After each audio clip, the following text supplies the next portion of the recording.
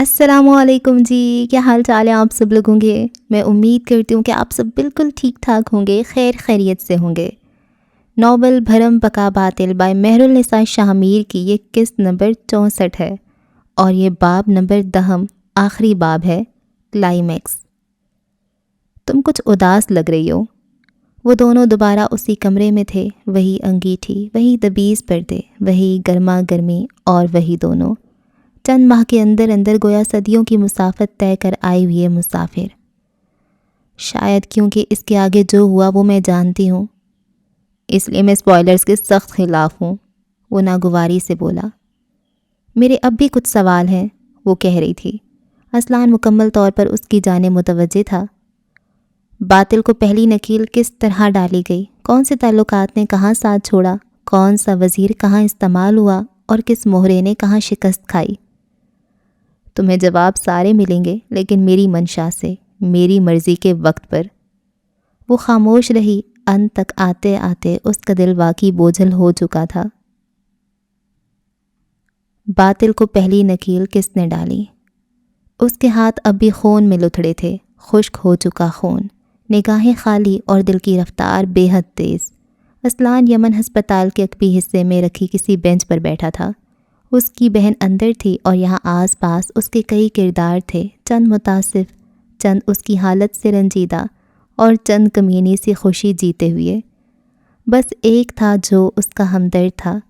اصلان یمن نے خود پر سختیاں جھیل کر اس کردار کو یادگار بنایا تھا اور اب وہی اس کا ساتھی تھا۔ تمہیں سہراب کو منع نہیں کرنا چاہیے تھا، اب اس شخص پر رحم کھانا غلط ہے، اسے مر جانا چاہیے اصلان۔ اسے کنان کی آواز سنائی دی۔ اصلان نے سرد مہری سے اسے دیکھا، اس کی آنکھیں، یہ اصلان یمن کی آنکھیں نہیں تھیں، ان میں صفا کی انتقام، حد اور غیظ تھا۔ سہراب اس کے ساتھ رحم ہی کر رہا تھا، اس نے چبا چبا کر کہا، میں نہیں کروں گا۔ ابتسام عباس جیل سے نکل آیا تھا، سارا الزام، تمام ثبوت اس کے ملازم کی طرف جاتے تھے، اس جیسوں کے لیے یہ کوئی بڑی بات نہیں تھی۔ اس سمے وہ ہاتھوں میں کاغذ کا ایک ٹکڑا لیے بیٹھا تھا۔ اصلان یمن اس کے آگے رکھی سنگل سیٹر صوفے پر براجمان تھا۔ کاغذ کے اس ٹکڑے پر خلا بڑے بڑے لفظوں میں لکھا تھا۔ وہ ٹکر ٹکر اپنی زندگی کو ٹکڑے ہوتے ہوئے دیکھ رہا تھا۔ تاج میرے ساتھ ایسا نہیں کر سکتی۔ اس کی آنکھوں سے ایک آنسو ٹوٹ کر کاغذ پر گرا۔ یہ جھوٹ ہے، کسی نے اسے ورغلایا ہوگا۔ میں نے آپ سے کہا تھا یہ ہوگا، بنگش اپنے وعدوں کے سچے نہیں۔ ابتسام کی آنکھوں سے چند مزید آنسو ٹوٹ کر اس کی جھولی میں گرتے گئے۔ اصلان یمن خاموشی سے اسے دیکھے گیا۔ ابتسام کو یاد آ رہا تھا کس طرح یہ کاغذات دیکھنے کے بعد اس نے شاہبیر کو لگاتار کالز ملائی تھیں، کیسے وہ رویا تھا، گڑ گڑایا تھا، کس طرح اس نے تمکنت کے پیر پکڑے تھے لیکن وہ اس کے کام نہیں آ سکے۔ بنگشوں نے اسے بے سہارا چھوڑا۔ اسے یہ بھی یاد تھا انہی لوگوں کی خاطر کس طرح اس نے اپنے تعلقات کے ذریعے اصلان کو جیل بھیجا، اسے ذلیل کیا، اس پر قتل کے الزام لگنے دیے۔ آج ہر نقصان یک پہ یک واپس مل رہا تھا۔ میں آپ کو وہ عورت واپس نہیں دے سکتا جس طرح آپ مجھے پینار واپس نہیں کر سکے، مگر میں آپ کے انتقام میں آپ کی مدد کر سکتا ہوں۔ تم پینار سے محبت نہیں کرتے تھے، وہ غرایا۔ تاج میری زندگی ہے۔ وہ ایک لمحے کے لیے پھر منجمد ہو گیا۔ تم میرے لیے کیا کر سکتے ہو؟ کچھ بھی نہیں۔ 3 لفظوں پر ابتسام نے الجھ کر اسے دیکھا۔ میں اپنے لیے کروں گا اور اس کے درمیان آپ کا فائدہ ہوگا، یہ میرا وعدہ ہے، لیکن مجھے آپ کی مدد چاہیے ہوگی۔ مجھے کیا کرنا ہوگا؟ کاغذ کو بری طرح مٹھی میں مروڑتے ہوئے وہ تیار تھا۔ اصلان یمن اسے اپنے لیے استعمال کرنے کو تیار۔ مجھے شاہویر کا راز چاہیے۔ کون سے تعلقات نے کہاں ساتھ چھوڑا؟ ریستوران کی چھت پر یخ بستہ ہواؤں کا محاصرہ تھا۔ تمکنت بنگش سادہ سفید جوڑے کے ساتھ خاکی شال اوڑھے ہوئے تھی۔ اس کے سامنے بنفشہ مخدوم براجمان تھی۔ آس پاس کی میز خالی تھیں، ان سے کافی فاصلے پر ایک جوڑا بیٹھا دکھائی دے رہا تھا جو ان کی طرف بالکل متوجہ نہیں تھا۔ تمکنت چند پل اسے دیکھتی رہی، پھر کہنا شروع کیا، اپنے حقوق مانگنے آئی ہو تو دیر ہو چکی ہے، ملامت کرنے آئی ہو تو میں اب بے اثر ہوں، اور وہ رکی، اس کی آنکھیں جھلملائیں، برسوں پرانی غلطیاں یاد آئیں۔ معاف کرنے آئی ہو تو مت کرنا، کیونکہ میں اس لائق نہیں۔ میں آپ کو اطلاع دینے آئی ہوں امو جان، اس نے ایک سادہ سا جواب دیا، لہجے میں کوئی گہرائی تھی ہی نہیں، اٹھی گردن میں اکڑ نام کو نہیں۔ میں شادی کر رہی ہوں، آپ اور ابا دونوں نے مجھے جس گھر سے محروم کیا تھا، اسلان یمن مجھے وہی گھر دے رہا ہے۔ مجھے لگا مجھے آپ کو بتانا چاہیے۔ تمکنت مسکرائی۔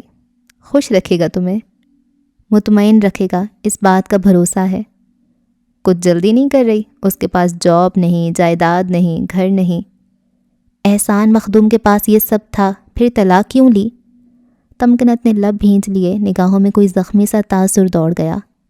ابیوزر تھا تمہارا باپ، اور اسلان نہیں ہے۔ اس نے تمکنت کی آنکھوں میں آنکھیں ڈالتے ہوئے دو ٹوک جواب دیا۔ آپ نے طلاق لے کر درست کیا، میں شادی کر کے درست کر رہی ہوں۔ وہ کمائے گا ہم دونوں کے لیے، ہم گھر بھی بنائیں گے۔ جائیداد شاید نہ بن سکے، لیکن میرے پاس ایک اچھا مرد ہوگا، وہ جسے ماضی میں آپ کے بیٹے نے مسخ کیا تھا۔ اس کے پاس ایک اچھی بیوی ہوگی جسے آپ نے اور احسان مخدوم نے تباہ کرنا چاہا۔ تمکنت کے چہرے سے جیسے کسی نے سارا خون نچوڑ لیا۔ وہ ٹکر ٹکر بنفشہ کا چہرہ دیکھے گئی۔ کیا ہوا؟ آپ کو لگا تھا مجھے کبھی پتہ نہیں چل سکے گا؟ وہ میرا کچھ بھی نہیں لگتا تھا، تب بھی یہ سن کر میرا دل پھٹ گیا کہ آپ کے بیٹے نے یہ سب کیا اور آپ نے اسے روکا تک نہیں۔ الفاظ اس کے لبوں سے کف اور ملامت کی صورت نکل رہے تھے۔ تمکنت نے آنکھیں بند کر لیں، چند موٹے موٹے آنسو اس کی رخساروں پر بہہ گئے۔ میں مجبور تھی۔ یقیناً آپ کے محبوب شوہر کا قتل کرتے وقت شاہویر بھی مجبور ہوگا۔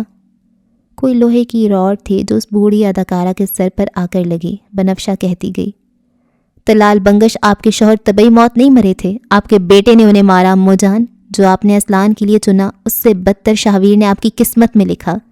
ابلیس کی پشت پناہی کی سزائیں ہوتی ہیں، آپ کو اپنی سزا کیسی لگی؟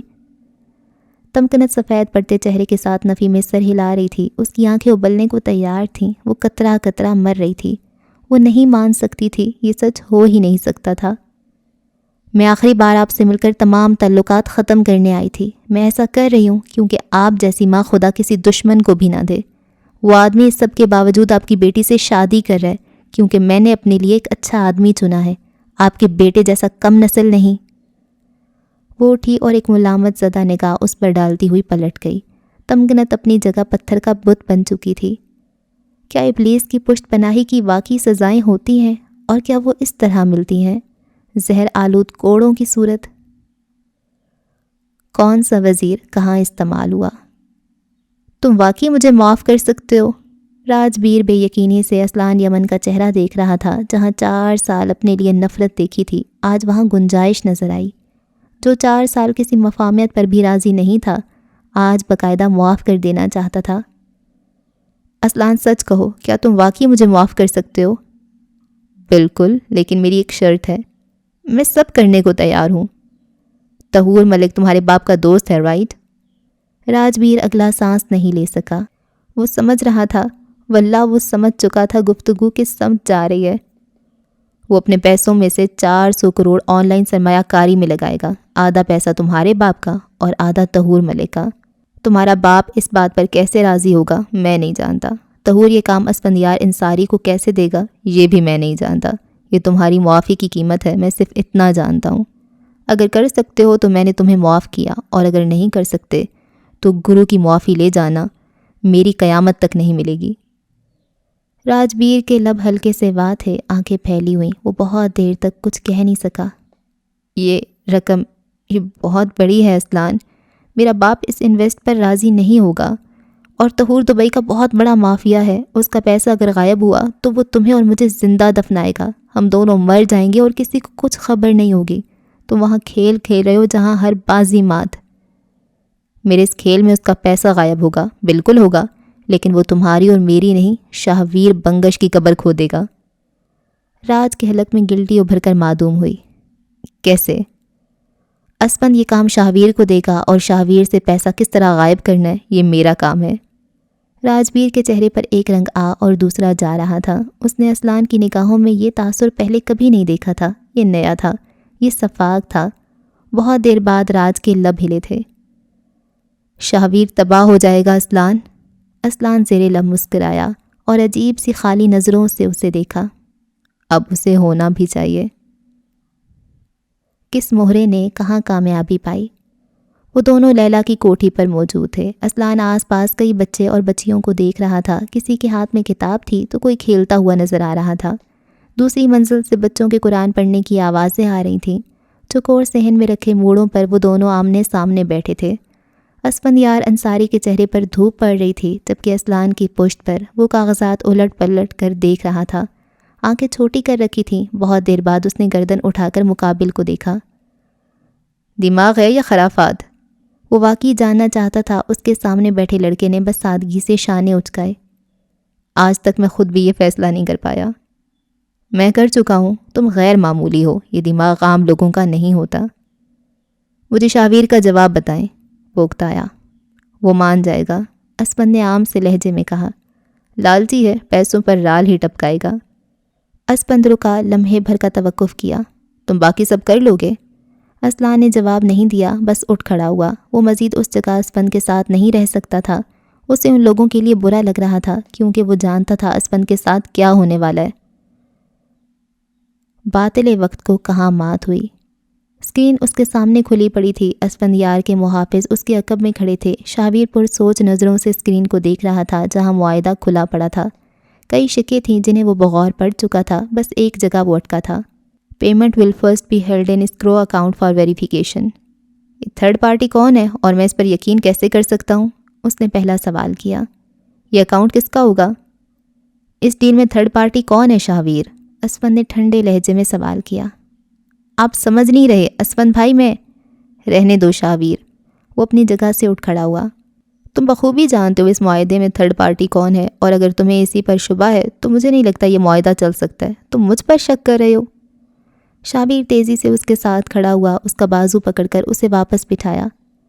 میں نے یہ تو نہیں کہا کہ یقین نہیں ہے، میں صرف یہ جاننا چاہتا ہوں کہ اگر تھرڈ پارٹی کے اکاؤنٹ میں پیسے جانے کے بعد کوئی مسئلہ ہوا تو میرے لیے کیا حل ہے؟ میں اتنا بڑا معاہدہ اس طرح نہیں کر سکتا جیسے آپ چاہتے ہیں۔ مجھے آپ پر پورا بھروسہ ہے، لیکن یہ شک کیوں؟ اسفند اسے دیکھ رہا تھا۔ ذہن کے نہا خانوں میں اسلان یمن کی آواز گونج رہی تھی۔ وہ بے اعتبار آدمی ہے، اس طرح کی کسی شرط پر ایمان نہیں لائے گا۔ پھر تم ایسی شرط لا کیوں رہے ہو؟ اسفند انصاری کا سوال بھی بجا تھا۔ وجہ ہے، وہ مسکرایا۔ باطل کی ایک خامی ہوتی ہے، وہ شر کو خود سے ناراض نہیں کر سکتا۔ اگر وہ 10 گنہگار دیکھے گا تو 11واں خود بنے گا، کیونکہ اس کے دل میں خدا کا نہیں لوگوں کا خوف ہے۔ اس معاہدے کی 2 شکیں شاویر کا ڈاؤن فال ہیں۔ وہ ایک کو انکار کر سکتا ہے، دوسری کو نہیں۔ اس نے کوئی جواب نہیں دیا، بس نگاہیں معاہدے پر جما دیں۔ دوسری شرط میں شاویر کو اس کے 10% حصے سے دستبردار ہونا پڑ رہا تھا اور وہ نہیں ہو سکتا تھا۔ موجودہ لمحے میں شاویر اسی شک کو منظور کر رہا تھا، وہی جو تباہی کا دوسرا راستہ تھا۔ شداد اپنی جنت تک جانے کو دوسرا راستہ چن لینے سے بچ نہیں جاتے، موت انہیں اسی دروازے پر آنی ہوتی ہے۔ شداد کا دوسرا راستہ کیا تھا؟ یہی اکاؤنٹ ہے۔ اسکرین کے سامنے بیٹھا ایلیکس شاویر سے مستفسر تھا۔ وہ پچھلے 2 برس سے پاکستان میں تھا، کسی سیاستدان کے لیے اس کا کام سنبھالتا ہوا، دنیا کی نظروں سے مخفی، مگر شاویر بنگش اس کی موجودگی سے واقف تھا۔ وہ کراچی سے لاہور صرف اور صرف شاویر بنگش کے لیے آیا تھا۔ تم شیور ہو یہی اکاؤنٹ ہے؟ ہاں، میری تہور کے مینیجر کے ساتھ میٹنگ ہوئی ہے، یہی ہے۔ وہ مضطرب سا ایلیکس کے عقب میں بیٹھا انگلیاں باہم ملائے ہوئے تھا۔ کام تقریباً ہو چکا تھا، اب محض رقم کی منتقلی باقی تھی۔ تم یہ کر لو گے نا؟ ایلیکس نے مڑ کر سرد نظروں سے اسے دیکھا۔ آج تک کوئی ایسا کام جو میں نہ کر سکا ہوں؟ وہ اسکرین پر کھٹا-کھٹ کچھ کیز دبا رہا تھا۔ میز پر کافی کے 3 سے 4 خالی مگ رکھے تھے۔ اسلان شجاع یمن کی نگاہیں اسکرین سے جڑی ہوئی تھیں۔ اس وقت وہ اضافی سانس لینے کا روادار بھی نہیں تھا۔ پیسہ منتقل ہو رہا تھا اس کے اکاؤنٹ میں، وہ جہاں جس جگہ کھیل رہا تھا۔ شاویر بنگش کے ابلیسوں کو اس گوشے تک رسائی تھی ہی نہیں۔ اسلان یمن اس کی دنیا کا تیا پانچا کر رہا تھا۔ شاویر اسی اضطراب سے اس کے عقب میں آ کر کھڑا ہوا۔ اسکرین پر بڑے بڑے لفظوں میں ٹرانسفر ان پروسیس لکھا آ رہا تھا۔ تمام نفع، تمام رقم ٹھکانے لگ رہی تھی۔ طہور ملک کا پیسہ واپس کر لینے کے بعد بھی اس کے پاس کروڑوں روپے تھے، اتنے کہ وہ کئی سال بغیر کام کیے گزار سکتا تھا۔ اسے کسی اسلان یمن کی ضرورت نہیں تھی، اسے کسی اور انسان کی ضرورت بھی نہیں تھی۔ قسمت، بخت، تقدیر، تاج شاویر کے معتقد مرید تھے۔ اس نے کہا قدموں میں بیٹھ جاؤ تو بیٹھ گئے، وہ آج کے بعد بیٹھنے والے تھے۔ کیا میں ایک بار اور طہور سے اکاؤنٹ کی کنفرمیشن لے لوں؟ عین سمے پر قسمت اس کی طرف آن کھڑی ہوئی۔ ایلیکس نے مڑ کر تحیر سے اسے دیکھا۔ اسے یقین نہیں آیا یہ الفاظ وہ اس وقت کہہ رہا ہے۔ 98% یہاں کر پروسیس سست ہو گیا تھا، بے حد سست۔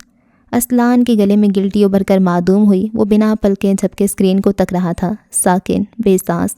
اس کی آنکھیں نیند کے جھونکوں سے بند ہو رہی تھیں، بدن ٹوٹ رہا تھا، مگر وہ اسکرین پر نگاہیں جمائے ہوئے تھا۔ شابیر کو یہ ترسیل پوری کرنی تھی، اسے کرنی چاہیے تھی۔ پہلی بار اتنا زیادہ پیسہ دے کر بوکھلا رہے ہو کیا؟ ایلیکس ہنس کر بولا۔ اسفندیار انصاری اپنے کمرے میں بیٹھے ہوئے مسکرایا۔ اس مہرے کو خرید لینا بیکار نہیں گیا، وہ اس کے لیے کام کر رہا تھا۔ زبردست۔ تم شیور ہو ایلیکس؟ وہ اس قاضی پر اعتبار کرتا تھا، غلط کرتا تھا۔ 100%۔ اس نے کوئی بٹن نہیں دبایا، بس پیچھے ہو کر بیٹھ گیا۔ Transfer history complete. الفاظ اسکرین پر جگمگائے۔ وہ بدقسمتی کے حلق سے روشن بختی کھینچ لایا تھا۔ اس لمحے 400 کروڑ کی رقم اسلان یمن کے بٹ کوائن اکاؤنٹس میں تھی۔ وہ اعداد جنہیں شابیر بنگش کسی اور سے منسلک کیے بیٹھا تھا، وہ اپنے اصل کو لوٹ آئے تھے۔ وہ خود کو مرکزیت گردانے بیٹھا تھا۔ یہاں مصنف نے داستان ہی پلٹ ڈالی تھی۔ نیم روشنی اد اجالے میں بیٹھے اس کے لبوں پر زخمی مسکراہٹ تھی، آنکھیں نم اور بدن ہولے ہولے کانپ رہا تھا۔ وہ کیا تھا، کیا بن گیا تھا، کیا بننے جا رہا تھا، اب کوئی حد نہیں تھی۔ وہ اس وقت مگر مچھوں کے حلق سے نوالا چھین کر آیا تھا۔ دور کہیں اسلان یمن کا دل جانتا تھا وہ کسی دلدل میں پھنس چکا ہے، کبھی نہ نکل پانے کے لیے، مگر اب وہ پلٹ نہیں سکتا تھا۔ دوسری جانب شابیر بنگش مارے مسرت کے چیخ رہا تھا، کمرے میں یہاں سے وہاں چلتے ہوئے، ہنستے اور سر زور زور سے دھنتے ہوئے۔ اسے یہ علم تھا ہی نہیں، یہ رقص جشن نہیں، مرگ موت ہے۔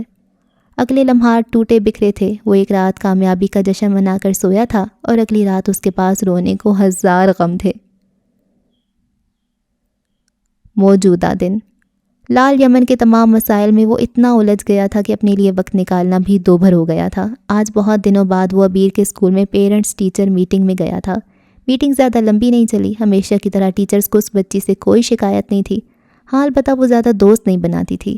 عالم گردن فخر سے اونچی کیے سنتا گیا۔ عبیر کا ہاتھ تھامے چھٹی کے وقت وہ گاڑی کی طرف جا رہا تھا، ساتھ ساتھ اس کی کوئی بات بھی سن رہا تھا، جب سامنے سے آتی تاجور بنگش کو دیکھ کر اس کے قدموں کی رفتار سست ہوئی۔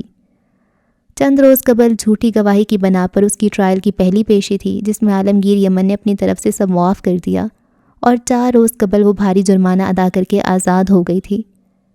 راہداری میں ایک دوسرے کو دیکھ کر وہ دونوں ہی ٹھٹکے تھے۔ عالم کی مسکراہٹ غائب ہوئی، البتہ وہ رکا نہیں، آگے بڑھ گیا۔ حسین بنگش کا ہاتھ تھامے کھڑی وہ اداکارہ اپنی جگہ منجمد ہو گئی تھی۔ لفٹ دے سکتے ہو؟ اسکول کے باہر وہ گاڑی کا دروازہ کھول رہا تھا جب اس نے اپنی دائیں طرف تاجور بنگش کی آواز سنی۔ عالم اس کی طرف مڑا، نگاہیں خالی تھیں۔ میں ایک ٹرائل بڑی مشکل سے جھیل کر آیا ہوں، اب مزید کی ہمت نہیں رکھتا بی بی۔ تاج کے دل کو کچھ ہوا۔ میں اپنے اس عمل کے لیے شرمندہ ہوں۔ تمہاری شرمندگی میرے زخم اور کریئر کا داغ نہیں دھو سکتی۔ میں بھی ایک ٹرائل دیکھ کر آئی ہوں، تم مرد ہو، ایک بات کو اتنا کیا دل سے لگا لینا؟ وہ گردن جھکا کر ہنسا، پھر تیر سے اسے دیکھا۔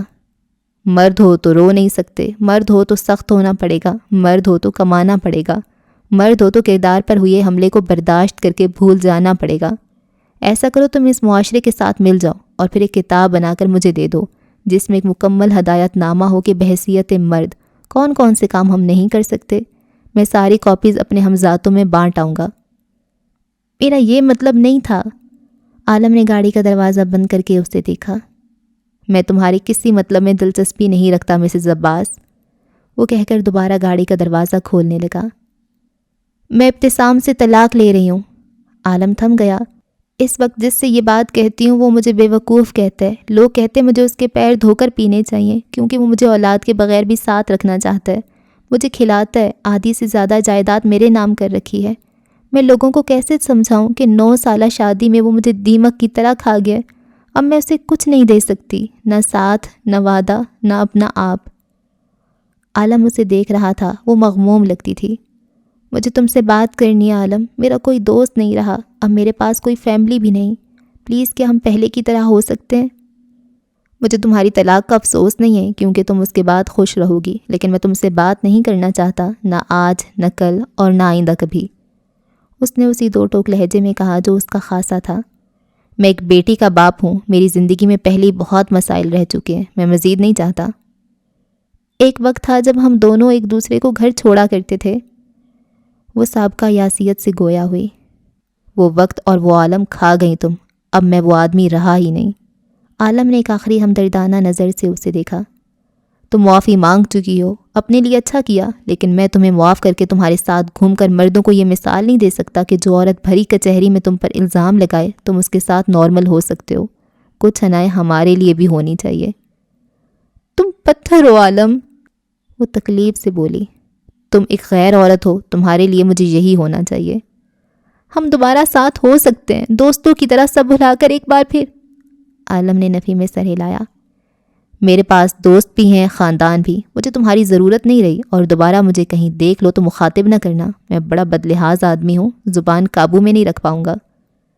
تاج پر ایک آخری نگاہ ڈالتے وہ گاڑی میں آ کر بیٹھا، مسکرا کر عبیر کو دیکھا اور گاڑی زن سے آگے بڑھا دی۔ تاج پر بنگش گاڑی سے اٹھتے دھوئیں میں وہیں کہیں رہ گئی۔ عالمگیر کے جانے کی کسک آج بھی دل میں ہوک کی طرح اٹھتی تھی۔ آج کے بعد تو واپسی کی امید بھی نہیں تھی۔ کسک رفتہ رفتہ ناسور بننے لگی اور وہ سڑک کے کنارے کھڑی رہ گئی۔ ان کی زندگی مختلف ہو سکتی تھی اگر اس نے اپنے لیے کچھ مختلف چنا ہوتا۔ اس کے پاس فی الحال کوئی چیمبر نہیں تھا۔ عدالتوں میں چیمبرز حاصل کرنے کے لیے سفارش یا پھر پیسہ چاہیے ہوتا ہے، اس کے پاس دونوں نہیں تھے۔ کیمپس آفس کی دائیں طرف احاطے میں کئی وکلا چھجوں تلے بیٹھے، کرسی اور پرنٹر رکھے اپنی دکان سجائے بیٹھے تھے۔ بارشیں اور تیز ہوا ان کے لیے بڑی مشکلیں پیدا کرتی تھیں، اور کچہری کے اندر کسی سینئر کے ساتھ کام کرنا اس سے بڑی مشکل، لہٰذا زیادہ تر وکلا کیمپس آفس پر ہی اکتفا کر لیتے ہیں۔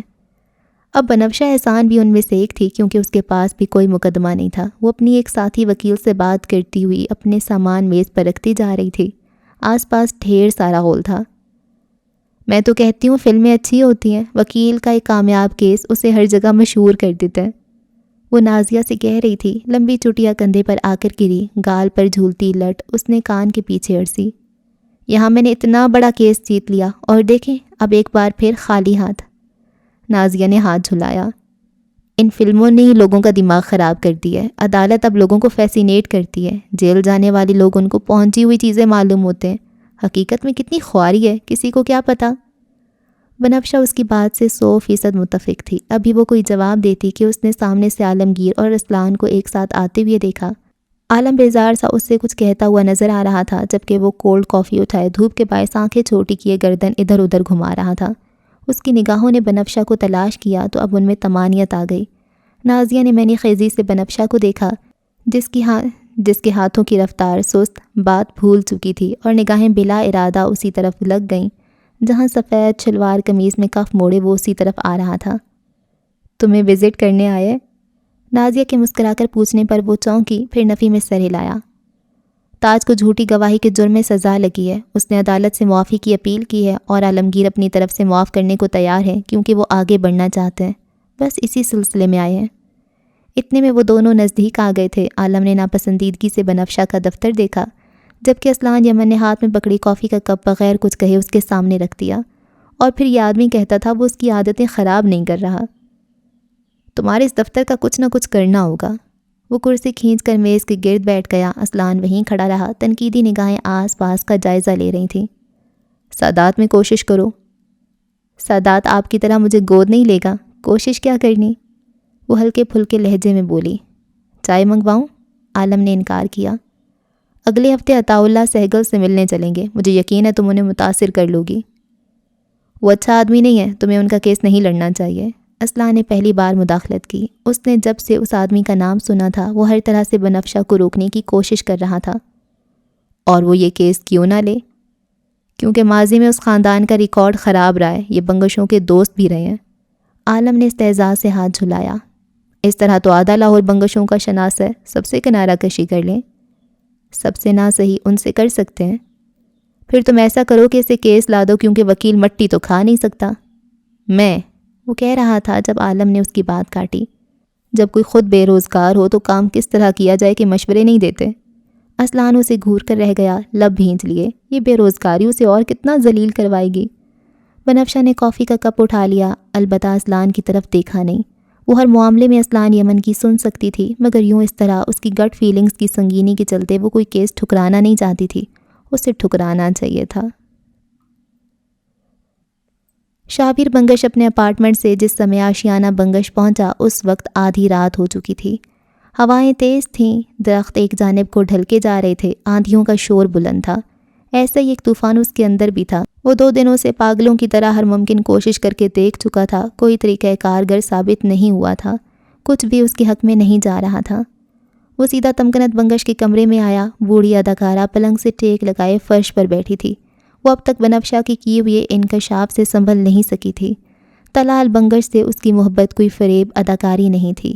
متوحش چہرے والا شاہویر بغیر اس کی طرف دیکھے الماری کے اندر بنے لاکر تک گیا، پاس کو ڈالا اور چند کاغذات نکالے۔ چند پل بعد وہ اس کے سامنے آ کر کھڑا ہوا۔ اس نے اپنی ماں سے اس کی اس حالت کی وجہ نہیں پوچھی، اس نے ایک مرتبہ بھی اس کی تکلیف کا سرا نہیں جاننا چاہا۔ یہ سائن کرے موم۔ اس کی آواز بے لچک اور سرد تھی۔ تمکنت نے خالی خالی نگاہیں اٹھا کر اسے تکا، ان میں کرب تھا، تکان تھی، شکوے تھے، ملال تھا۔ شاہویر ٹھٹکا۔ کیا ہوا آپ کو؟ وہ رکا۔ یہ فارم ہاؤس کے کاغذات ہیں، پلیز انہیں سائن کر دیں، مجھے ابھی ضرورت ہے، میں اسے گروی رکھ رہا ہوں، ایک بار وہ سارا پیسہ ٹریک ہو جائے میں آپ کو واپس کر دوں گا۔ وہ اسے دیکھتی رہی، 2 آنسو ٹوٹ کر اس کی گالوں پر بہہ گئے۔ کیا کیا واپس کرو گے؟ سب، فارم ہاؤس بھی، کارخانہ بھی، بحریہ والے دونوں بنگلے، سب۔ طلال بھی؟ ملال و آزردگی سے پوچھا۔ شاہویر جہاں تھا وہیں جم گیا، برف کا کوئی بت ہو جیسے۔ کہو ویر، کیا تم مجھے میرا طلال بھی واپس کر دو گے؟ کیا تم اسے زندہ کر سکتے ہو؟ اس کی رنگت سفید پڑ گئی۔ تمکنت روتی گئی، پہلے ہلکی آواز میں، پھر بلند اور پھر چیخوں کے ساتھ۔ شاہویر نے کرب سے آنکھیں موند لی، ناسور چھیڑا گیا تھا، تکلیف سارے جسم میں سرایت کر گئی۔ شاہویر سنبھلتے ماں کے سامنے دوزانوں ہوا۔ روتی ہوئی عورت نے اس پر دھیان نہ دیا۔ موم، یہ سب اسلان کی وجہ سے ہوا ہے، میں نے کچھ نہیں کیا، اس نے بابا کو میرے خلاف کیا تھا، اس نے۔ تمکنت نے پہلی بار ایک زناٹے دار تھپڑ اس کے منہ پر دے مارا۔ اپنی سہکاریاں اسلان پر تھوپنا چھوڑ دو خنزیر۔ شاہویر گال پر ہاتھ رکھے بے یقینی سے اسے دیکھے گیا، ساکت، سامت۔ موم؟ اس کے حلق سے بس ایک لفظ برآمد ہوا، متحیر، بے یقین۔ میں آپ کا بیٹا ہوں۔ تم انسان نہیں، جانور ہو، اور یہ جانور میں نے تمہیں بننے دیا۔ کاش کاش کاش میں نے طلال کی بات مانی ہوتی، کاش میں نے تمہیں روکا ہوتا، کاش تم واقعی مر گئے ہوتے اور طلال کا اچھا بیٹا زندہ رہ جاتا، کاش زید بچ جاتا۔ وہ روتے چیختے ہوئے ہذیانی انداز میں کہہ رہی تھی۔ شاہویر بے دھم تھا، وہ کچھ کہہ ہی نہیں پایا۔ تم نے اپنے باپ کو مار دیا شاہویر، کوئی اپنے باپ کے ساتھ ایسا کیسے کر سکتا ہے؟ کوئی اپنی ماں کے ساتھ ایسا کیسے کر سکتا ہے؟ میں محبت کرتی تھی طلال سے، میں آج تک اس تکلیف سے باہر نہیں آ سکی۔ تم نے میری محبت تباہ کر دی۔ وہ میرا شوہر تھا، میری زندگی کا سب سے بہترین انسان۔ وہ متوحش سی اٹھی اور کوئی بھاری شے اٹھا کر اسے مارنی چاہی، جب شاہویر نے حملہ اپنی بائیں ہاتھ سے روک لیا۔ اس کی آنکھوں میں اب بھی کوئی خالی پن سا تھا، وہی خالی پن جس سے طلال خوف کھاتا تھا۔ میں بھی دادا سے پیار کرتا تھا، لیکن جب مار دیا تب تو آپ نے کہا کہ بقا ضروری ہے۔ اسلان دوست تھا میرا، لیکن آپ نے کہا کامیابی ضروری ہے۔ پنار ایک بے ضرر لڑکی تھی، لیکن آپ نے پھر کہا اٹس اوکے۔ اور اب جب آپ کی 2 ٹکے کی محبت درمیان میں آئی تو شاہویر بنگش ظالم ہو گیا۔ وہ آخر میں بولا نہیں، غرایا تھا۔ میرے دادا، میرا دوست، ایک انسان، وہ قتل ٹھیک تھے اور آپ کے شوہر کا مر جانا غلط؟ تم ہمیشہ سے ایسے تھے، بلڈی سائیکوپیتھ۔ اس نے شاہویر بنگش کے منہ پر تھوکا۔ وہ لمحے بھر کے لیے بالکل جم گیا۔ اگلے ہی لمحے اس کے اندر غیظ و غضب کا کوئی طوفان سا اٹھا۔ اس نے تمکنت کو گردن سے دبوچ کر اس کا سر دیوار میں مارا، بالکل ویسے جیسے انارہ تارون، بالکل ویسے جیسے پنار سکندر۔ جس شیطان کو سیاہ عملی سکھائی تھی، وہ اب وہی سیاہی اس سے لوٹا رہا تھا۔ کوئی گلا بنتا تھا کیا؟ آپ کی کوئی اوقات نہیں تھی کہ ڈیڈ آپ کو اس گھر میں لاتے۔ ایک بنگش کی بیوی بنا کر انہوں نے احسان کیا تھا، اور اب آپ اسی آدمی کے بیٹے پر ہاتھ اٹھائیں گی؟ آپ مجھ پر ہاتھ اٹھائیں گی؟ اس کے منہ سے کف نکل رہا تھا۔ تمکنت کی گردن پر اس کی گرفت آہنی تھی۔ یہ انجام تھا اس عورت کا۔ اس انسان کا جس نے شر کو روکنے کی بجائے اس میں ساتھ دیا تھا۔ 2 ٹکے کی اوقات نہیں ہے آپ کی اور آپ میرے منہ پر تھوکیں گی؟ میں تمہاری ماں ہوں شاہویر۔ آپ میرا خدا ہوتی تب بھی مجھے کوئی فرق نہ پڑتا موم، میں اس کے خلاف ہوں، پھر آپ کیا شے ہیں؟ اس نے اسی طرح گردن سے پکڑ کر اسے واپس پلنگ پر بٹھایا، چند کاغذات اس کے سامنے رکھے اور اس کا ہاتھ اپنے ہاتھ میں لے کر دھڑا دھڑ سائن کروائے۔ جب تک اس کا پیسہ ٹریک نہیں ہو جاتا وہ ان سب چیزوں کو گروی رکھنے والا تھا۔ بھاڑ میں جائیں تعلقات، جہنم میں جائے یہ ماں۔ تمام دستخط لے کر اس نے کاغذات دیکھے۔ طلال بنگش کی تمام تر جائیداد تمکنت بنگش کے نام تھی۔ اپنے نام کچھ بھی کرواتے ہوئے اسے کئی ماہ لگ جاتے، لہٰذا وہ اسی کے دستخط لے کر جا رہا تھا۔ دروازے پر پہنچ کر اس نے ایک نظر تمکنت کو دیکھا جو پتھر کا بت بنی بیٹھی تھی۔ شاہویر نے اس پر ہاتھ اٹھایا۔ آج ہم دونوں ایک مقام پر آ گئے موم، آج ہم دونوں محبت سے خالی ہیں۔ امید ہے اب آپ میری تکلیف محسوس کر پائیں گے۔ آج آپ کو اندازہ ہوگا کہ آرا کو کھو کر میری زندگی کیا ہے۔ وہ کہہ کر چلا گیا۔ اس کے عقب میں بیٹھی عورت بے حس و حرکت تھی۔ اس کی زندگی پر مکمل جمود طاری تھا۔ یہ وہ بیٹا نہیں تھا جسے خون جگر پلایا تھا، یہ وہ تھا جسے سیاہ اعمال سکھائے تھے۔ لاش سفید حویلی کس طرح منتقل کرنی ہے؟ اسپن کی لاش سے قدرے فاصلے پر کھڑا یافس ہلکی آواز میں مستفسر تھا۔ خون کا تالاب سفید رگ پر پھیلا جا رہا تھا۔ مجھے ڈر لگ رہا ہے کہیں کوئی مسئلہ نہ ہو جائے۔ زیادہ سے زیادہ کیا مسئلہ ہوگا؟ یہ کہ خودکشی نہیں قتل ثابت ہوگا۔ میں قتل قبول کرنے کو تیار ہوں، اور تم ابھی سے حواس مت کھو، ابھی ایک پوری منزل باقی ہے۔ سہراب نے اسے جھڑکا۔ وہ خاموش ہو گیا، مگر اس کا اضطراب کسی صورت کم نہیں ہوا۔ اس سے ضیاع فاصلے پر بیٹھا اسلان اب تک اپنے جذبات نہیں سمجھ پا رہا تھا۔ وہ اس کا محسن تھا، غنیم بھی۔ کون سا احساس تھا جو اسے محسوس کرنا چاہیے تھا؟ رابعہ پرویز کی وہ ایک ویڈیو پورے سوشل میڈیا پر آگ کی طرح پھیل گئی۔ اس نے اپنی ویڈیو میں تمام نام لیے تھے، ہر چہرہ، ہر نام مکمل کہانی کے ساتھ اسکرین پر موجود تھا، سوائے شاہویر بنگش کے۔ اس کے نام کی جگہ تمکنت کے لوگ نامی لفظ استعمال کیا گیا تھا۔ انتخابات میں محض 2 ہفتے باقی تھے، صرف اور صرف 2 ہفتے۔ روبینہ انصاری اور اس کی سیاست پر یہ خبر بجلی بن کر گری تھی۔ وہ اڑی اڑی رنگت لیے پارٹی دفتر سے اٹھی۔ تمام ورکرز، عہدیدار سب اسے دیکھ رہے تھے۔ تمام جہمگوئیاں اس کے متعلق تھیں، تمام باتیں اس کی۔ وہ پارکنگ ایریا کی جانب جانے لگی۔ گاڑی میں اس کا سانس گھٹ رہا تھا۔ کامیابی کے اتنے نزدیک آ کر کوئی اس سے اس کی متاع حیات نہیں چھین سکتا تھا۔ اس کے پاس سہراب کی ویڈیو تھی، اس کا بیان تھا۔ وہ اس وقت اسے تباہ کر سکتی تھی، اور وہ کرے گی۔ وہ گھر پہنچ کر اندر کی جانب بھاگی۔ اسے لاکر سے وہ ثبوت لانے تھے، اسے وہ ویڈیو چاہیے تھی۔ اگر وہ ڈوبی تھی تو اکیلے نہیں ڈوبے گی۔ اسپن کے کمرے میں 2 لوگ موجود تھے، اسکرب، دستانے اور سرجیکل ماسک پہنے ہوئے اسلان، یمن اور سہراب۔ یافس اور عالم یہاں تک نہیں آئے تھے۔ سہراب کو کوئی حیرت نہیں ہوئی جب اسلان گاڑی میں لاش رکھوانے اور کمرے میں پلانٹ کرنے تک اس کے ساتھ رہا۔ سہراب نے ایک مرتبہ بھی اس کے ماتھے پر کوئی شکن نہیں دیکھی۔ ایک لمحہ ایسا نہیں تھا جس میں وہ گھبرایا ہو۔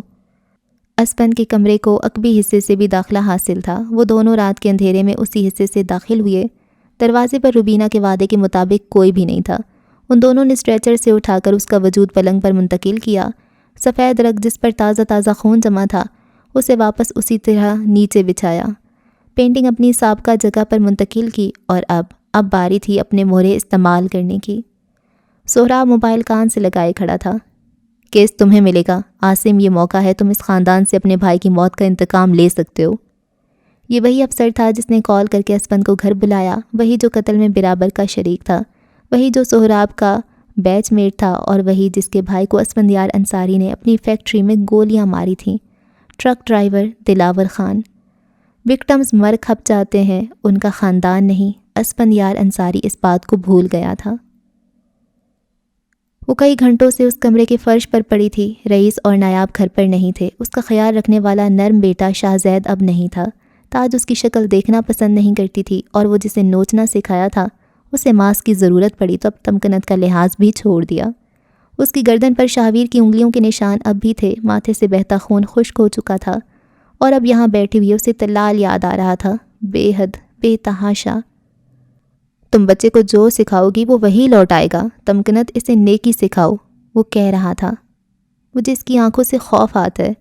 اس کے ذہن میں لالچ مت ڈالو، کیونکہ لالچ بڑھنے والا پودا ہے یہ۔ اس کی دل میں جڑیں ڈال دے گا۔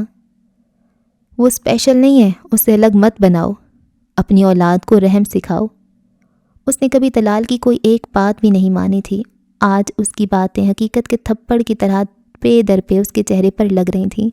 بھیڑیا اپنا ماس نوچنے لگا، تب جا کر اس کی صفاکی کا خیال آیا، مگر اب روک تھام کہاں، اب ہر طرف بس خون تھا، لوتھڑے تھے اور بس۔ کئی افراد کے دھڑا دھڑ زینے طے کرنے کی آوازیں آئیں، شور سا شور ہر طرف پھیل گیا، اس کا دل سکڑ کر پھیلا۔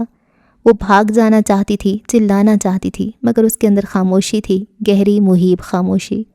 وہ اسی طرح بے حس بے جان سی فرش پر پڑی رہی۔ آج وہ اسے مار گیا تھا، اب سے تمکنت بنگش سانس سے لے سکتی تھی، جینا اب کہاں، اس کے پاس طلال نہیں تھا، اب کیسی زندگی؟ کوئی تمہیں میری نظر سے دیکھے تمکنت؟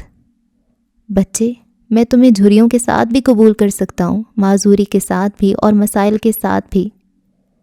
اس کی آواز، وہ آواز اب بھی یہیں کہیں تھی، اس کی خوشبو، اس کا نرم گرم سا حصار، وہ اب بھی اس کے گال، گردن، ماتھے پر موجود تھا۔ آنسو ٹپ ٹپ گرتے جا رہے تھے، پچھتاوے گہرے، مزید گہرے ہوتے جا رہے تھے۔ وہ مر گیا تھا، یہ اذیت تھی، وہ قتل ہوا تھا، یہ ناسور۔ بوٹوں کی آواز اب راہداری سے کمرے کے قریب آنے لگی اور پھر سب کچھ سست رفتار ہوا۔ اس نے بغیر کسی مزاحمت کی گرفتاری دی۔ افسر اس سے کچھ کہہ بھی رہا تھا تو کیا؟ آپ کو جوہر 40 قتل گرفتار، کیا کہہ رہا تھا وہ؟ اسے طلال کے علاوہ تو کوئی آواز سنائی نہیں دے رہی تھی۔ اس کے ہاتھ پر کچھ سخت اور کھردرا تھا، مگر اسے تو اب بھی شاویر بنگش کا وہ سخت لمس محسوس ہو رہا تھا۔ وہ گرفتار ہو چکی تھی، زندہ سلامت، مگر وہ اندر سے مر گئی تھی، ختم، خالی۔ کروڑوں روپوں کے اس محل سے جب اسے گرفتار کر کے لے جایا جا رہا تھا، تب اس کا کوئی سیاہ عمل کام نہ آیا، بینک میں ڈھکا پیسہ بیکار، اس کی اولاد۔ تمکنت نے گردن پھیر کر دیکھا، کوئی نہیں، کوئی بھی تو نہیں تھا۔ وہ جو رہی صحیح امیدیں تھیں وہ بھی خاک ہوئیں۔ کوئی کچھ کر کیوں نہیں رہا؟ یہ سوال عالمگیر کا تھا۔ وہ چند گھنٹوں سے ٹی وی دیکھ رہا تھا۔ اسپن کی حقیقت جان لینے کے بعد اس کی اپنی عوام ہی اس کے خلاف ہو گئی تھی۔ وہ جو اس پر جان نثار کرتے تھے وہ آج اس پر تھوک رہے تھے۔ پورے ملک میں آگ سی آگ پھیل گئی تھی۔ اس کا قتل اب قتل نہیں، کارما کے طور پر پیش ہو رہا تھا۔ کوئی کچھ نہیں کرے گا، شیطان کی موت پر واویلا نہیں ہوتا۔ اسپن کے سیاسی حریف کیا کریں گے؟ اگلا سوال یافس کا تھا۔ اسلان یمن نے ٹھہر کر اسے دیکھا۔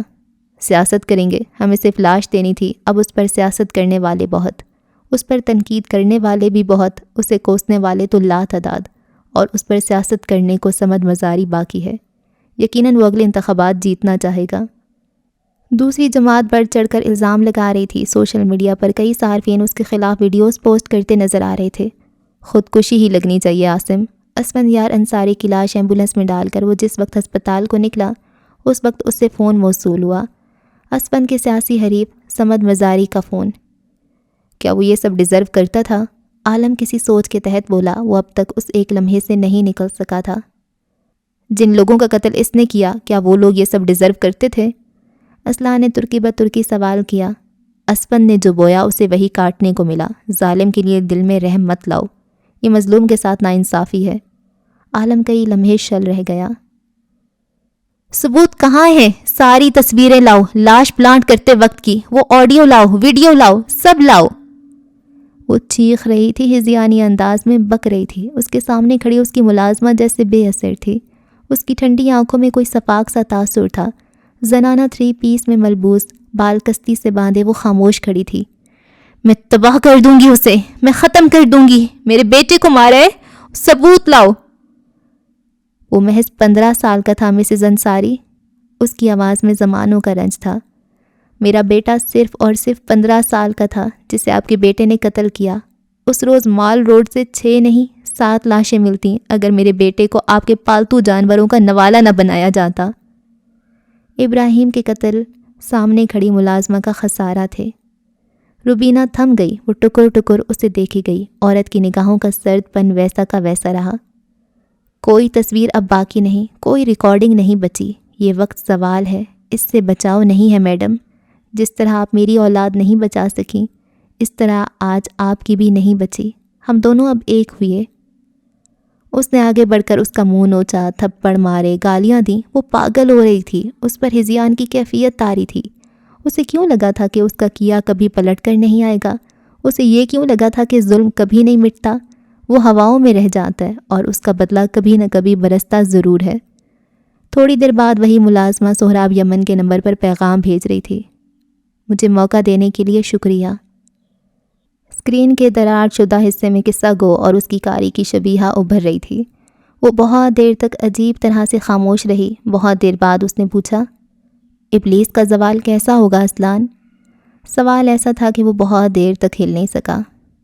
اس سے اللہ آگ میں جلائے گا، یا پھر اس کے ذرے ذرے ہوں گے، یا پھر اللہ اسے کوئی سزا نہیں دے گا، اور اس کی سزا یہ ہوگی کہ خدا اس سے بے نیاز ہو جائے گا۔ اس کے گلے میں گلٹی ابھر کر معدوم ہوئی۔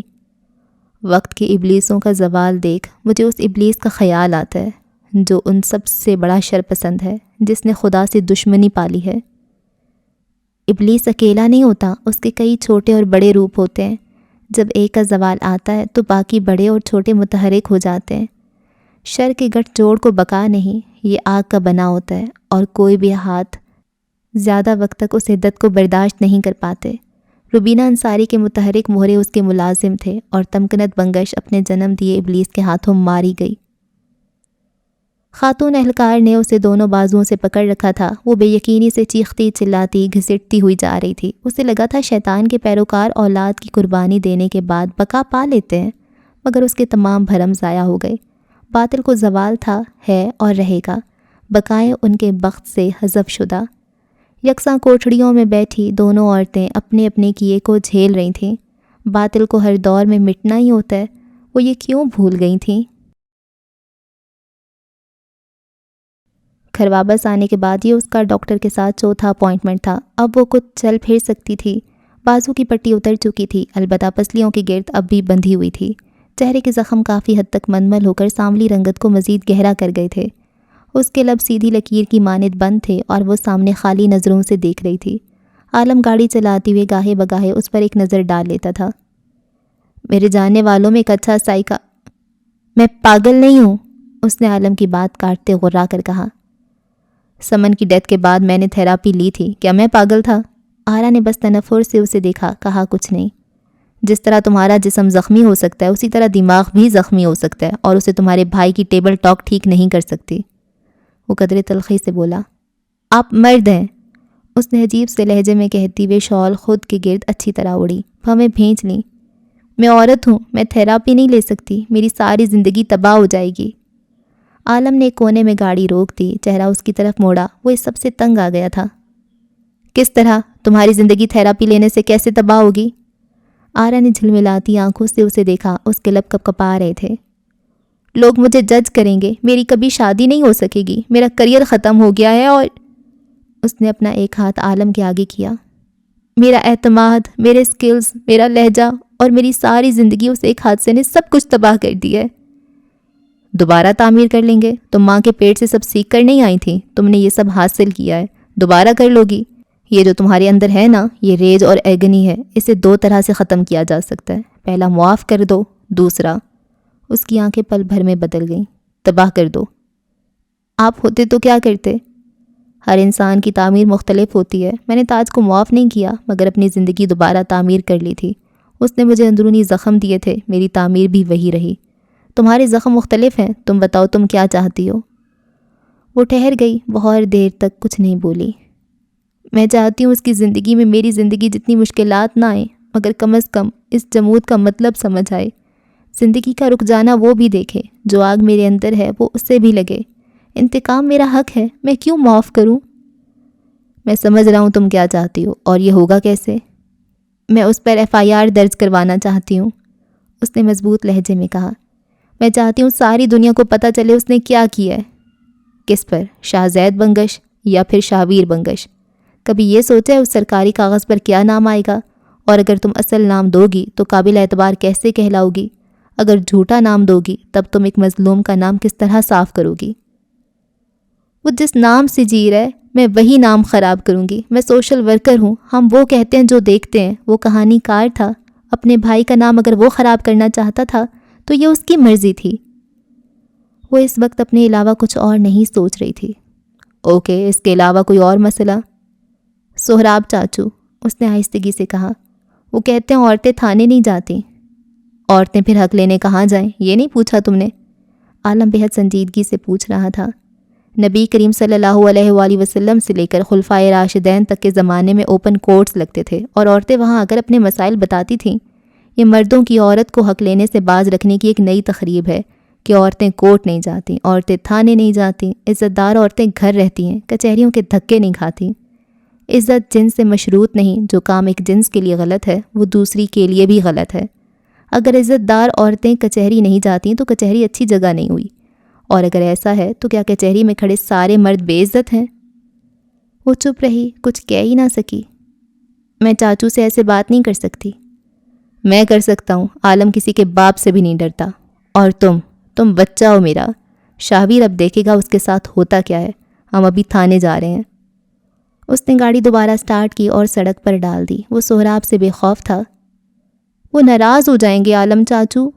عالم نے ہاتھ جھلایا۔ جب ہم چھوٹے تھے اور میں پھڈا کرتا تھا تب یہ مجھے منع کرتا تھا، میں اس کی منتیں کرتا تھا کہ فلاں کو مارنے میرے ساتھ چلو، یہ نہیں جاتا تھا، مگر جب میں جا کر 2 ہاتھ لگا کر آتا تھا تب یہ میرے پیچھے کھڑا ہوتا تھا۔ یہ ٹیڑھا آدمی ہے، مجھے اس کو ہینڈل کرنا آتا ہے، ہم پھڈا ڈالیں گے، یہ پیچھے ٹھہرے گا۔ آپ چاہے اپنے بھائی کو شامل نہ کرو، میں اپنا بھائی بلاؤں گی۔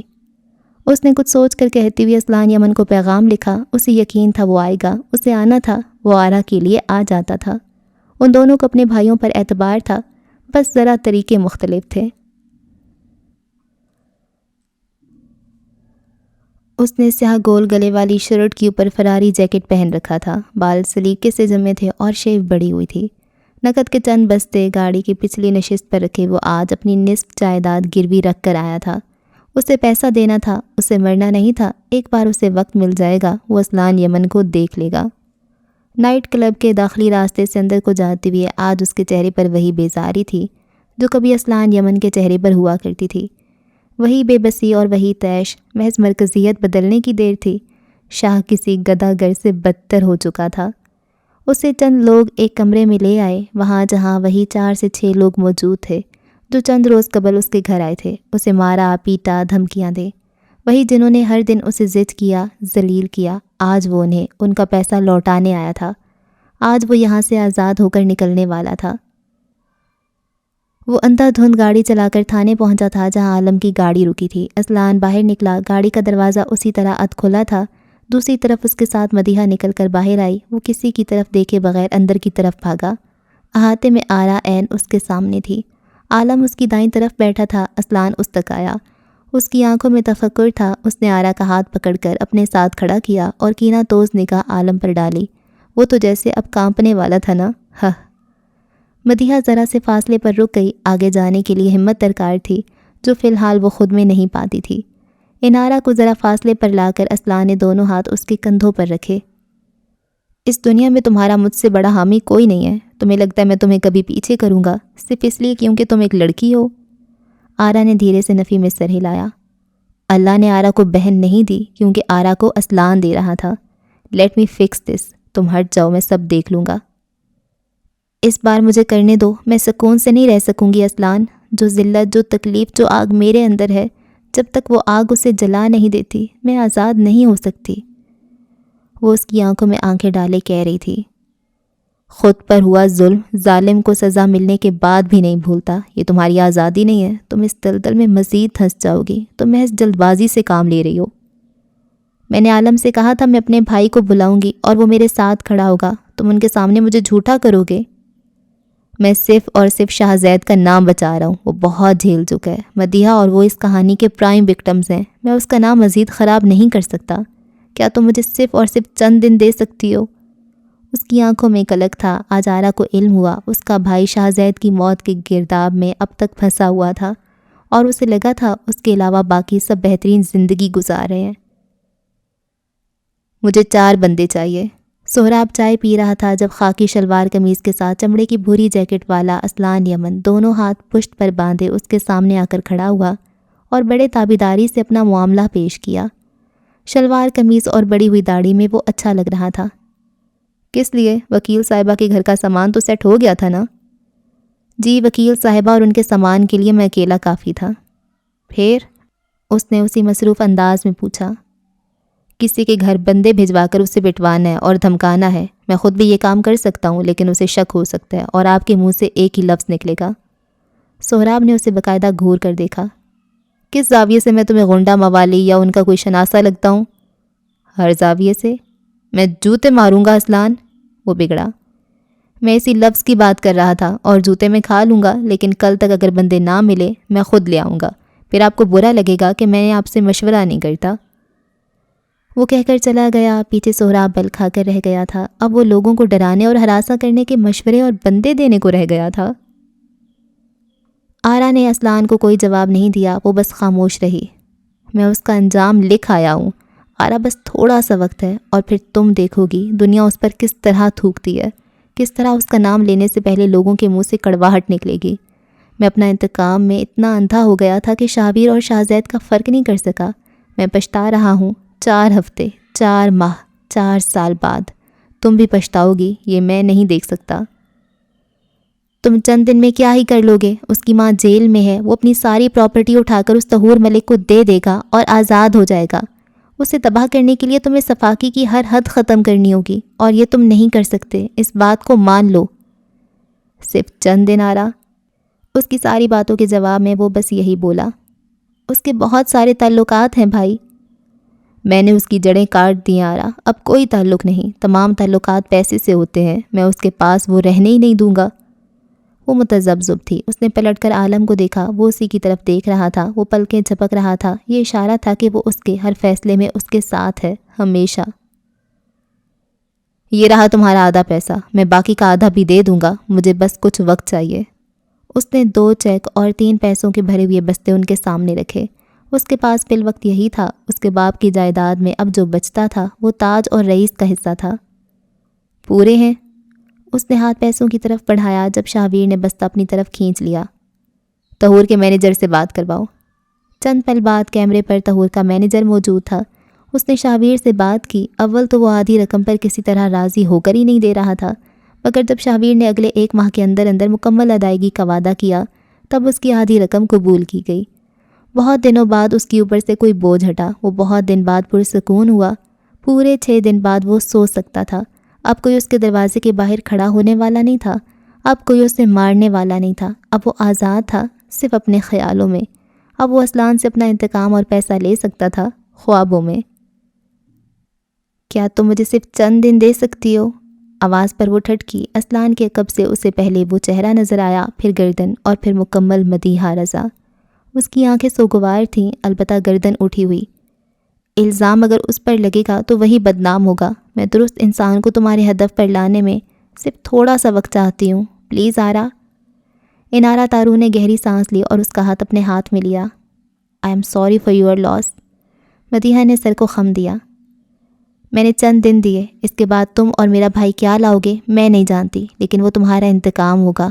میرا انتقام یہاں کاغذ پر لکھا جائے گا، اور تب میں کوئی اور عذر نہیں سنوں گی۔ کوئی عذر نہیں آئے گا، صرف اور صرف 4 دن۔ وہ سر ہلاتے ہوئے عالم کی جانب جا رہی تھی جب مدیحہ نے اسلان کی جانب دیکھا۔ ہم اتنے کم دنوں میں ایسا کیا کریں گے کہ شاہزید کا نام نہیں آئے گا؟ اسلان سامنے دیکھتا رہا، جیکٹ کی جیبوں میں ہاتھ ڈالے اس کے چہرے پر پر اصرار سا تاثر تھا۔ لکھاری اپنی کہانی کے پلاٹ ٹویسٹ ظاہر کرتے ہیں، بتاتے نہیں۔ وہ اپارٹمنٹ آ کر بستر پر لیٹ گیا، آنکھیں بند کر لیں، آنسو ٹپ ٹپ اس کی آنکھوں سے بہتے چلے گئے۔ یہ کئی سالوں کی کمائی اس کے باپ کی جمع پونجی تھی، یہ اس کا اپنا سرمایہ تھا جو آج اس سے چھن گیا تھا۔ آج شاید اسے اندازہ ہو جاتا کہ 5 سال قبل اسلان یمن پر کیا گزری ہوگی، جب اس کا کام، اس کی محنت، اس کا سرمایہ بغیر کسی محنت کے کسی اور نے ہتھیا لیا تھا۔ اس پر کیا بیتی ہوگی جب اس نے ہر مارکیٹ، ہر جگہ اپنا کام اور نام کسی اور کے ساتھ بٹتے ہوئے دیکھا ہوگا۔ وہ بس روئے گیا۔ احساس اس سے اب بھی کوئی نہیں تھا، ہاں البتہ ایک آگ تھی، اور وہ اس آگ میں جب تک اسلان کو اپنے ساتھ نہ جھلسا دیتا اسے کسی طور چین نہیں آنے والا تھا۔ آج اس کے پاس اس کی ماں نہیں تھی، وہ واحد شخص جو اسے گناہوں پر داد دیتی تھی۔ شاہویر کو یہ غیر موجودگی کھائی جا رہی تھی۔ کچھ دیر بعد وہ آرا اور عالم کو گاڑی تک چھوڑ کر آنے کے بعد دوبارہ مدیحہ کے ساتھ گاڑی میں آ کر بیٹھا۔ اس کا رخ اب کسی اور طرف تھا۔ سہراب کو اگر اس کی فکر تھی تو درست تھی، وہ غلط راستے پر نہ سہی، درست پر بھی نہیں تھا۔ اس کا فون کب سے بج رہا تھا۔ شاہویر نے بے دلی سے موبائل اٹھا کر کان سے لگایا۔ کیسے ہو دوست؟ دوسری جانب اس کی حشاش بشاش سی آواز سنائی دی۔ وہ کہیں شور میں تھا، کہیں بے حد مصروف سا۔ جانتا ہوں تم اپنے خساروں کو رونے میں مصروف ہوگے، زیادہ لمبی بات نہیں کروں گا، بس یہ پوچھنا چاہتا ہوں کیا کبھی تمہیں 5 سال قبل والا اسلان یمن یاد آتا ہے؟ ہاں یاد آتا ہے، وہی اسلان جو ایلیکس کے گھر۔ آگے سے اس نے کوئی گھٹیا بات کہی۔ اسلان نے برا نہیں منایا۔ مجھے برا نہیں لگا، یہ حقیقت میں ہوا تھا اور اسے بدلا نہیں جا سکتا، مگر میں اس اسلان کی بات کر رہا ہوں جس کا ہنر تم 5 سال کھاتے گئے، جو اعداد کے ساتھ اچھا تھا، جو سرمایہ کاری کے بڑھتے گھٹتے نمبرز میں ملکہ رکھتا تھا۔ تمہیں وہ اسلان یاد ہے؟ پوائنٹ پر آؤ، وہ اکتایا۔ پوائنٹ یہ ہے کہ تمہیں اسے یاد رکھنا چاہیے تھا۔ خیر، اب وہ تمہیں پل پل یاد آئے گا۔ شاہویر نے کچھ کہنے کو لب کھولے مگر وہ کال کاٹ چکا تھا۔ اس نے موبائل پھینک دیا اور کروٹ بدل لی۔ اسے بہت سارا سوچنا تھا، اس بات سے بے خبر کہ اسلان اسے سوچنے کے کئی مواقع دینے والا تھا۔ لال یمن کے لاؤنج میں آج تمام یمن بیٹھے ہوئے نظر آ رہے تھے۔ صوفوں پر جب جگہ نہ رہی تو اسلان موڑے اٹھا کر لے آیا۔ یافس اور رابعہ بیٹھے نہیں، ایک طرف کھڑے تھے۔ عالم نے انہیں کال کر کے بلا تو لیا تھا، اب وہ دونوں سمجھنے سے قاصر تھے کیوں۔ ان سب کے سامنے بس سہراب کھڑا تھا، چہرہ سرخ، آنکھوں میں لہو اور لب بھینچے ہوئے۔ آج وہ عالمگیر پر گرج رہا تھا۔ کس کی اجازت سے تم آرا کو تھانے لے کر گئے؟ تفتیش کی شروعات ہوئی۔ عالم نے شانے اچکائے۔ اپنی اجازت سے؟ تمہاری اجازت کی اس گھر میں اتنی اہمیت کب سے ہونے لگی؟ جب سے میں اہمیت سمجھنے لگا۔ ٹکا سا جواب۔ تمہیں لگ رہا ہے اس طرح جواب دے کر تم بہت اچھے لگ رہے ہو؟ میں جواب نہ دے کر بھی اچھا ہی لگوں گا، پیدا ہی خوبصورت ہوا ہوں، اماں پر جو گیا ہوں۔ سہراب خاموش ہو گیا، نگاہوں کی کاٹ اور چہرے کی سرخی میں اضافہ ہوا۔ عالم نے جب بات بگڑتے ہوئے دیکھی تو ہاتھ اٹھا لیے۔ میں آرا کو اس طرح نہیں دیکھ سکتا تھا، اس نے دو ٹوک انداز میں کہا۔ تم ایک ہی طریقہ کار پر ارادے کرتے ہو، جبکہ مجھے جو اس وقت درست لگتا ہے میں وہ کرتا ہوں۔ اس گھر اور اس کے بچوں کے لیے جو مجھے مناسب لگے گا وہ میں کروں گا، اس لیے اب تمہیں جو کرنا ہے وہ تم کر لو۔ تم آرا کی زندگی خراب کر دو گے، سہراب نے تنبیہ کی۔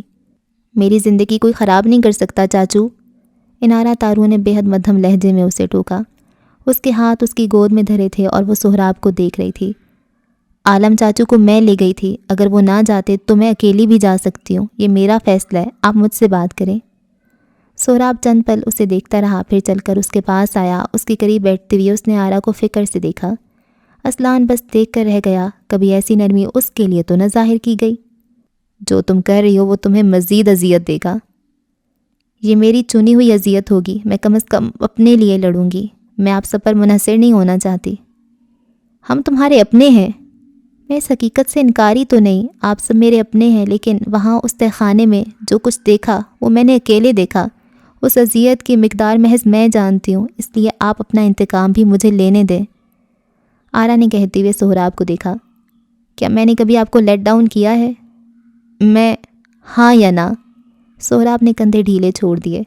نہیں، لیکن میرا بیٹا، میں اب بھی نہیں کروں گی، اور میں بیٹا نہیں ہوں۔ مجھ سے پیار جتانے کے لیے، مجھے بہادر سمجھنے کے لیے یا پھر میری تعریف کرنے کے لیے مجھے بیٹا مت کہا کریں۔ اس نے سہراب کے دونوں ہاتھ بے حد مضبوطی سے تھامے اور انہیں باری باری آنکھوں سے لگایا۔ وہ اس کے باپ کی جگہ تھا، اسے یہ مرد عزیز تھا۔ میں آپ کی بیٹی ہوں، میں ماموں کی بھی بیٹی ہوں۔ اس نے یافس کی طرف دیکھا، وہ تیزی سے اس کی طرف آیا اور صوفے پر اس کے ساتھ بیٹھا۔ میرے لیے میرے ماں باپ آپ دونوں ہیں، اور میں چاہتی ہوں آپ مجھے سپورٹ کریں، روکے نہیں۔ میں تمہارے ساتھ ہوں، اگر تم رپورٹ کرنا چاہتی ہو تو میں چل رہا ہوں ساتھ، یافس نے مستحکم لہجے میں کہا۔ آرا نے نرمی سے نفی میں سر ہلایا۔ مجھے آپ سے کچھ مختلف چاہیے۔ یافس ٹہر کر اسے دیکھے گیا، گلے میں گلٹی سی ابھر کر معدوم ہوئی۔ کیا؟ میں لال یمن میں رہنا چاہتی ہوں، میں ساری زندگی یہیں رہنا چاہتی تھی۔ آپ کا اپارٹمنٹ میرے لیے چھت رہا ہے، گھر لال یمن ہے۔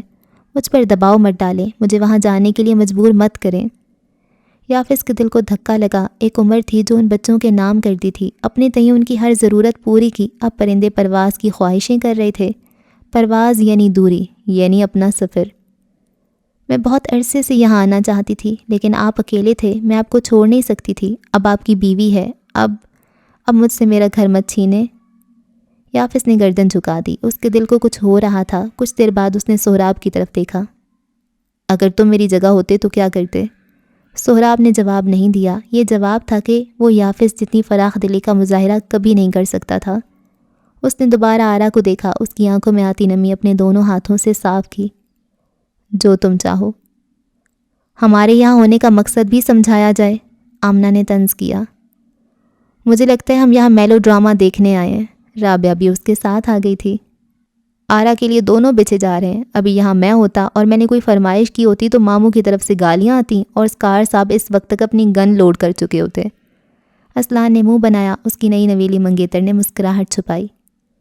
دنیا کا قانون ہے، جو جس لائق ہو اسے وہی ملتا ہے۔ وہ اسلان کو اور تپا گئی۔ درست کہا، جب ہی مجھے تمہارے لیے افسوس ہے، یہ اس لائق نہیں تھا کہ اسے تم ملتے۔ عالم نے بھی اپنا حصہ ڈالا۔ اور آپ اس لائق تھے کہ آپ کو 3 حسین اور ذہین عورتیں ملتی؟ اسلان سلگا۔ الحمدللہ، عالم نے گردن کڑا کر جواب دیا۔ میں تو اس لائق بھی ہوں کہ مستقبل میں مزید 3 کا سوچوں۔ استغفر اللہ، تمام لوگ اکٹھے بولے۔ عالم سٹ پٹایا۔ مثال دی بھائی، تم لوگ تو سنجیدہ ہی ہو جاتے ہو۔ اس نے ہاتھ جھلایا۔ خیر، میں نے 4 دن بعد یافس اور اس کی بیوی کی دعوت کی ہے، گھر سے ذرا کثافت ہٹنی چاہیے۔ اس کے علاوہ جوہر 40 ختم ہونے پر میں خود کو ٹریٹ دے رہا ہوں، سب شکلیں ٹھیک کر لو، نئے کپڑے بنا لو، عالم اب شاہ خرچی کرے گا۔ عالم اور اس کی دعوتیں۔ تمام لوگوں کے چہروں پر ایک پژمردہ مسکراہٹ در آئی۔ میرال کی موت سے قبل وہ یوں ہی دعوتیں کرتا تھا، پیسہ اڑاتا تھا، یا پھر سہراب، اسلان، آرا اور چند اور قریبی لوگوں کے ساتھ گھر میں کھانا اور میل جول کرتا۔ بہت عرصہ بعد وہ اپنی جون میں واپس آ رہا تھا، سب کو اچھا ہی لگا۔ ان چونچلوں کے لیے کام خود کرنا، میری بیوی کی طبیعت ٹھیک نہیں ہے۔ سہراب نے ٹکا سا جواب تھمایا۔ آمنہ نے تعدیبی نظروں سے اسے گھورا، مگر اس نے اثر نہیں لیا۔ تمہاری ملکہ برطانیہ سے ہم کوئی کام کروا بھی نہیں رہے، کھانا باہر سے آئے گا۔ اتنے خرچے کی کیا ضرورت ہے؟ یافس نے مداخلت کی۔ اعلیٰ مکمل طور پر اس کی طرف پلٹا۔ ابھی کے ابھی تمہارا گلا دبا کر قصہ ختم کر دیتا ہوں، پھر یہ دعوت تمہارے سوئم کی ہوگی، موقع بھی اور محل بھی۔ کیا خیال ہے؟ آپ کبھی منہ سے کچھ اچھا نہیں بول سکتے؟ رابعہ کو اپنے میاں کی شان میں یہ گستاخی کچھ خاص پسند نہ آئی۔ آئندہ پورے دن کی اسپیچ تم سے لکھواؤں گا اور پھر وہی بولا کروں گا۔ خوش؟ وہ دونوں الجھ پڑے تھے۔ سہراب درمیان میں کوئی لقمہ دے رہا تھا۔ آرا کے لبوں پر مسکراہٹ تھی۔ بنفشہ بے حد اشتیاق سے سن رہی تھی۔ اس کے لیے سب نیا نہیں تھا، ہاں البتہ اب اپنا تھا، گھر بھی، خاندان بھی۔ اور اس نے سامنے سے اٹھ کر پہلو میں آ کر بیٹھتے شخص کو دیکھا۔ اب وہ بھی۔ لال یمن کی کثافتیں دھل چکی تھیں، مکینوں کے دل آباد ہونے میں دیر نہیں تھی۔ وہ دونوں گھر سے اکٹھے جاگنگ کے لیے نکلے تھے۔ اسلان تیز تیز بھاگ رہا تھا، جبکہ بنفشہ بمشکل اس کے قدموں کے ساتھ قدم ملا رہی تھی۔ وہ ہر دفعہ غیر محسوس انداز میں رفتار سست کر لیتا تھا۔ بنفشہ آگے نکل جاتی اور اسے لگتا تھا وہ جیت گئی ہے۔ وہ سارے عرصے میں اسلان اسے آگے نکلنے پر مسکراتے ہوئے دیکھتا تھا۔ وہ گردن جھکا کر ہنستا اور اگلی دفعہ پھر ہارنے کو تیار۔ رات کا کوئی پہر تھا۔ ایلیکس اور شاویر سکرینز کے آگے بیٹھے رقم ٹریک کرنے کی کوشش کر رہے تھے جب دروازہ بجا۔ اس نے دوبارہ نظر انداز کیا، مگر جب دروازہ تواتر سے بجتا رہا تو شاویر کو اٹھ کر دروازہ کھولنا پڑا۔ سامنے کوئی 4 سوٹڈ بوٹڈ افراد کھڑے تھے۔ ان کے ہاتھوں میں سوٹ کیس تھے۔ وہ کم از کم پاکستانی نہیں لگتے تھے، شاید افریقن۔ ان کے آگے سرمئی سوٹ میں ایک لڑکا کھڑا تھا، دبلا پتلا، رنگت سفید اور نقوش کورین مگر پرکشش۔ آپ کون؟ یہ میرے ملازم ہیں، میں باس۔ تینوں کو ہٹاتے ہوئے وہ آگے آیا، شاویر کا ہم عمر لا ابالی سا نوجوان۔ میرا نام نوار ہے۔ اپنا نام بتاتے ہوئے اس نے جتایا کہ وہ نور نہیں، نوار ہے۔ میں تمہارا نام سننے میں دلچسپی نہیں رکھتا، بازو سینے پر باندھے شاویر نے اسے غیر دلچسپی سے کہا۔ نوار مسکرایا۔ لیکن میں اپنے باس کی رقم کی بابت سوال کرنے میں بہت دلچسپی رکھتا ہوں۔ شاویر الجھا۔ نوار نے اضافہ کیا، طہور ملک، وہ باس ہے میرے اور میں ان کا مینیجر۔ میں میٹنگ میں تھا، یاد ہے تمہیں؟ شاویر تلال بنگش کے کان سائیں سائیں کرنے لگے۔ وہ سانس روکے اسے دیکھ رہا تھا۔ نوار اب ایک بریف کیس سے چند کاغذات نکال رہا تھا، پھر وہی کاغذات اس نے شاویر کے سامنے رکھے۔ یہ رہے ہمارے معاہدے پر آپ کے دستخط، اور یہ، اس نے اپنے عقب سے ایک بندے کو آگے کیا، یہ ہمارے ڈیل لاکر جن کے ساتھ آپ نے معاہدہ کیا۔ شاویر نوار کے عقب میں کھڑے آدمی کو جانتا تھا۔ یہ شخص اسپند کے ساتھ موجود تھا۔ اسے لگا یہ اسپند کا کوئی آدمی ہوگا۔ اسے یاد تھا اس نے شاویر سے کچھ پوچھا تھا۔ آپ اس معاہدے پر راضی ہیں؟ بالکل، کاغذات یکجا کرتے ہوئے اس نے کہا تھا۔ آپ اس بات پر راضی ہیں کہ نقصان تمام آپ کا اور فائدے میں طہور ملک اور آپ 70-30 کے مالک؟ میں یہ تمام چیزیں سائن کر چکا ہوں، اس نے گردن اٹھا کر سرد مہری سے کہا تھا۔ ساتھ اسپند کو دیکھا۔ یہ مجھ سے سوال کیوں کر رہے؟ طہور کے لوگوں میں سے ہے، ڈونٹ وری۔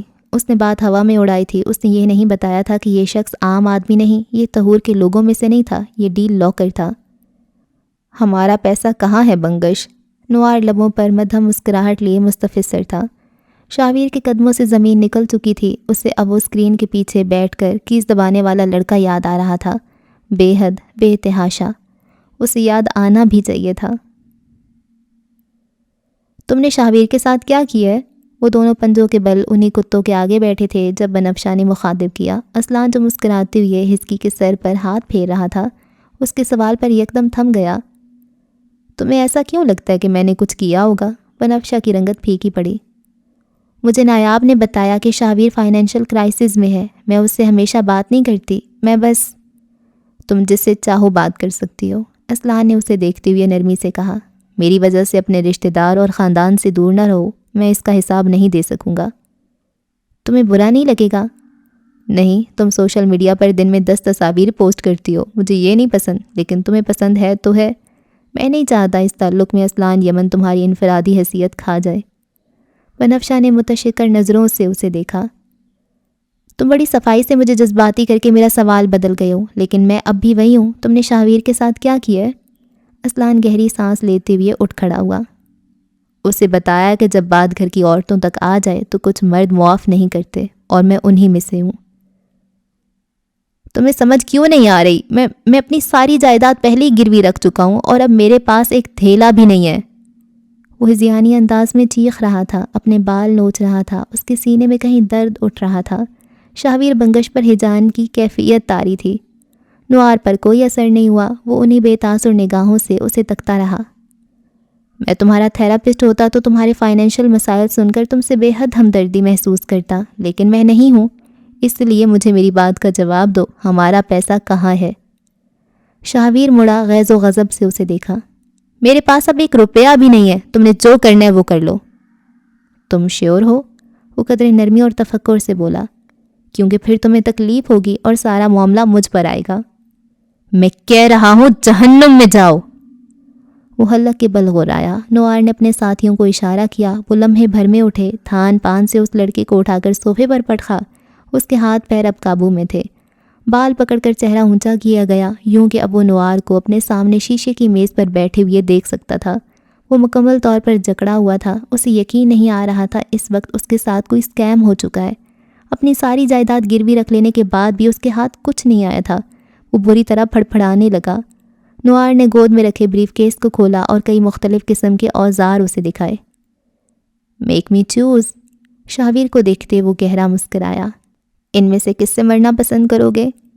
نوار نے کچھ آگے کو ہو کر ایک تیز دھار اسکیلپل اس کی گردن پر رکھا۔ صرف ایک کٹ نہیں ہوگا بنگش، میں تمہیں قطرہ قطرہ موت دوں گا۔ میں نہیں جانتا کس نے تمہارے ساتھ کیا کیا، کس کے لیے تم نے جائیدادیں بیچیں۔ میرے باس کے پاس میرا ایک کلیئر امیج ہے، اور جو اسے خراب کرتا ہے میں اسے زندہ نہیں رہنے دے سکتا۔ مجھے میرا پیسہ چاہیے۔ اس نے اسکیلپل اس کی گردن کے ساتھ جوڑا۔ تم دے رہے ہو، ہاں یا نہ؟ مجھے کچھ وقت دے دو پلیز۔ وہ گڑ گڑایا، بلکا اور رویا۔ نوار نے اسکیلپل کا دباؤ بڑھایا، آنکھوں کی صفاکی میں اضافہ ہوا۔ کتنا وقت؟ کئی موٹے موٹے آنسو اس کے عارضوں پر بہتے چلے جا رہے تھے۔ وہ پور پسینے میں ڈوبا تھا۔ اپنے ہی گھر میں وہ اسیر تھا۔ رہ رہ کر بار بار اسکرین کے پیچھے بیٹھا وہ لڑکا یاد آتا رہا۔ کاش وہ اس کی ذہانت کا معترف ہوا ہوتا، حاسد نہیں۔ 1 ماہ، پلیز 1 ماہ، میں کچھ کرتا ہوں، میں کچھ نہ کچھ کر لوں گا، پلیز۔ نوار نے سر ہلا دیا۔ تمہارے پاس 15 دن ہے۔ شاویر تیزی سے کچھ کہنا چاہتا تھا، مگر نوار کی ایک سخت نگاہ نے اسے خاموش کروا دیا۔ 15 دن بعد یا تو تمہاری لاش تمہارے گھر جائے گی یا میرا پیسہ میرے پاس آئے گا۔ نوار نے ایک جھٹکے سے اپنی گرفت سے اسے آزاد کیا۔ میں باتیں نہیں دہراتا۔ میری موت تمہیں پیسے نہیں دے گی، مجھے مار کر کیا فائدہ؟ وہ کھانستے ہوئے نم آنکھوں سے اسے دیکھ رہا تھا۔ نوار مڑا، عجیب سی کمینگی سے اسے دیکھا۔ تمہارا قتل براہ راست براڈ کاسٹ ہوگا، بالکل ویسے جیسے تم لوگوں کو براہ راست ذلیل کرتے ہو. تمہارا ایک ایک پرزہ مجھے کما کر دے گا. ابھی تم نوار احمد کی کریٹیوٹی سے واقف نہیں ہو. شاہویر جہاں تھا وہیں تھم گیا، ساکن، صامت. میں تمہارا ماضی جانتا ہوں بنگش، اس نے بس یہی کہا. باتیں کرتے ہوئے وہ دونوں لال یمن کے دروازے پر ٹھہر گئے. مجھے ایک کلائنٹ ملا ہے، کل پرسوں تک ملنے جاؤں گی.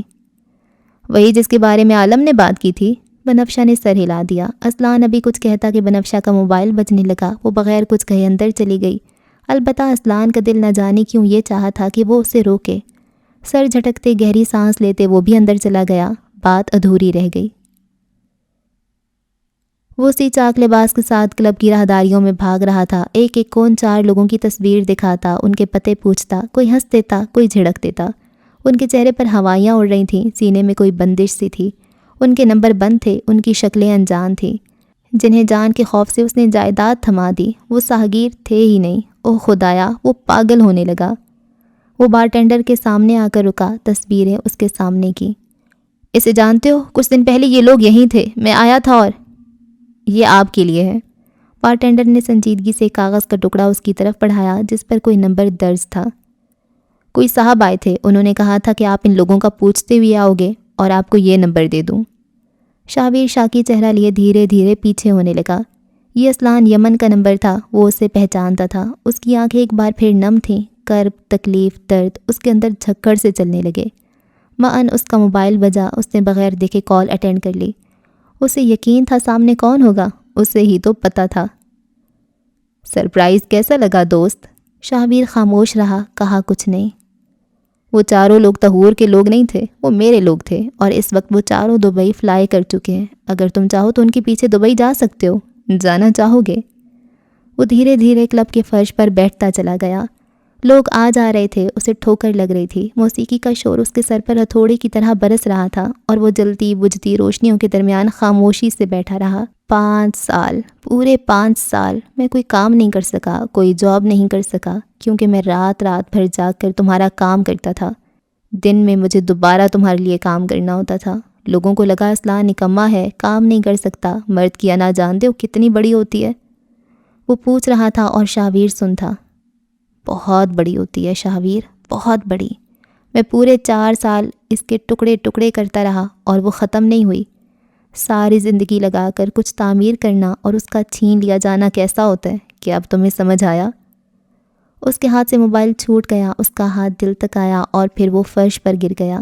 کوئی تکلیف سی تھی جو حد سے زیادہ تھی، جو بہت زیادہ تھی، یہاں تک کہ وہ اپنی آنکھیں کھلی نہ رکھ پایا اور اس کا ذہن تاریکی میں ڈوبتا چلا گیا.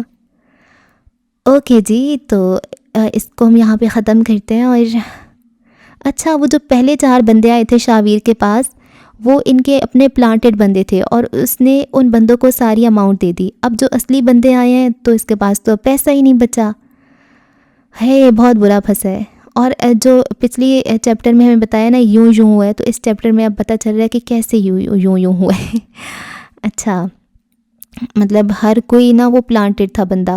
وہ روبینہ کی جو ملازمہ تھی وہ بھی سہراب کے ساتھ ملی ہوئی تھی. جو انسپیکٹر تھا وہ بھی ملا ہوا تھا. اور یہ سب ملا کے نا انہوں نے اپنا کام کیا. اوکے کول. اور ثبوت بھی کوئی نہیں ہے.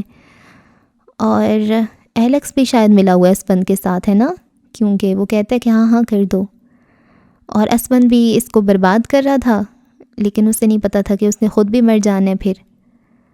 اوکے.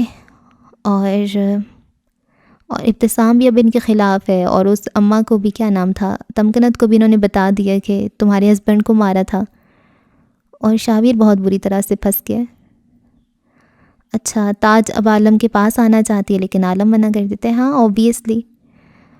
اور کیا ہوا ہے؟ ہاں اس کو وہ FIR نہیں کروانے دیتے کہ تھوڑا صبر کر جاؤ، ہم اسے خود پھنسا رہے ہیں. اب اسلان بہت بری طرح سے، مطلب ایک تو ٹھیک ہے وہ بدلہ شدلہ لے رہا ہے، لیکن اس کی جو اپنی پرسنالٹی ہے وہ بہت خراب ہو رہی ہے.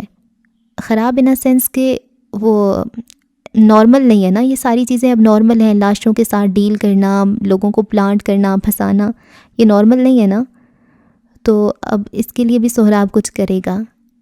اور یہ کیا نیا کیس آ رہا ہے کہ جو بنفشہ نے کوئی کیس لینا ہے اور وہ اس کو منع کر رہا ہے. اب وہ پھنس نہ جائے، نیا کٹا کھل جائے گا۔ اور ہاں بس دیکھتے ہیں آگے کیا ہوتا ہے۔ اگلی ایپیسوڈ میں ہوتی ہے ملاقات، رکھیں دعاؤں میں یاد۔ اللہ حافظ۔